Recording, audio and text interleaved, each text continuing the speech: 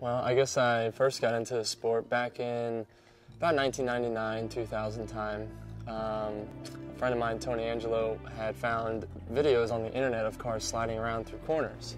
And we had no idea what it was called or anything. We just thought it kind of looked cool. Back when we first got into it, there was no drifting. There was no professional drifting sport or league or championship, whatever you want to call it. It was, you know, me and a group of my friends just kind of seeing who could go faster and who could, you know, hold the bigger angle. And it was just us kind of competing against each other back on the streets, you know, almost 8, 9 years ago. That was the time when I made the decision. That was probably the biggest turning point, was to move out to California, live there, and try and figure out how to become a professional drifter. And yeah, when we first got into drifting, it was more so just doing it because we loved it and it was fun. And just after seeing like other people getting into it for the same types of reasons, you know, we were just a couple years ahead of them, you know, knowing how to slide the car. We were already starting to run events in New Jersey, having like a nice organized parking lot with cones set up, and so that's kind of where the entire like East Coast drifting scene came from, was this old parking lot in the middle of New Jersey. The 2004-2005 time was when we were really getting things, you know, kind of handed to us. They were trying to, you know, build this professional sport, you know, from the ground up, and Formula Drift did, you know, just a great job with, you know, getting these great tracks and bringing in all these good sponsors, and we were getting, you know, like our flights taken care of, hotels and everything like that, tires, parts.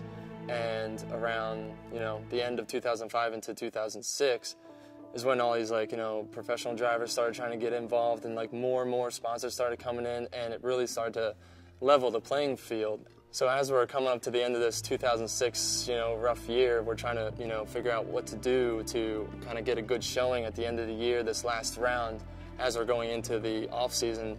And we basically knew we were going into this fully privateer year in '07 and just didn't know what to expect. But NOS Energy Drink was really one of the few sponsors that helped us through that transition and got us back on our feet in 2007. I don't think there was any one time when I didn't think that, like, I could do this, like I could keep drifting. That's why we kept trying. That's why we just kept going back into it, you know, no matter what happened. It was, you know, times like I was living in a warehouse for 3 months, afford it, and you know, I was even living in a garage at one time, you know, at a friend's house, just paying them like $100 a month to kind of, you know, use their showers and such. But it was just whatever sacrifice we had to do to keep running, because we knew we had it. We were just running through tough times and trying to get the car back going and get back out there in front of everyone. Just knew that eventually it was going to work itself out, and just had to get through it.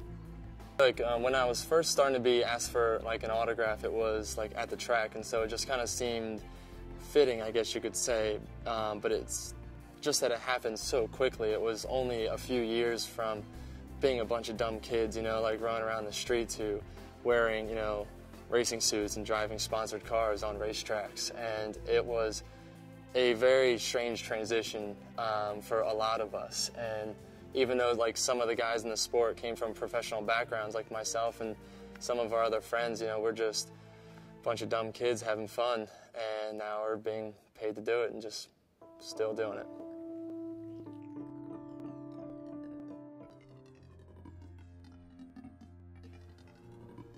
I'm Chis Forsberg, and this is where I came from.